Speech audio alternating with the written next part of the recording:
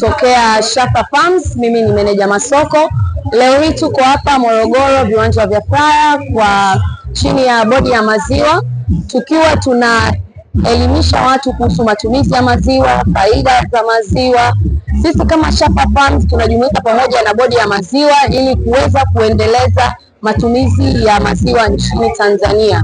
Maziwa yetu yanatengenezwa katika ubora wa hali ya juu, kama nembo yetu inavyosema, ubora halisi, kuendana kabisa na kauli mbiu ya mwaka huu, maziwa salama kwa afya bora na uchumi endelevu. Hivyo basi, napenda kuwakaribisha sana kuendelea kutumia maziwa ya Shafa Farms ambayo yanapatikana katika maduka yote mikoani kote.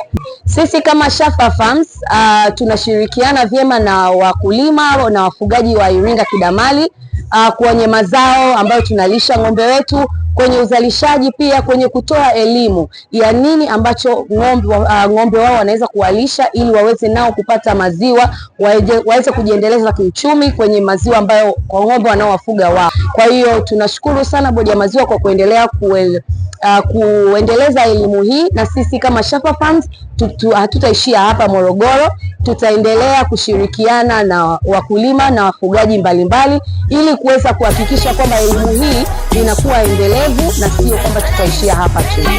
Maziwa!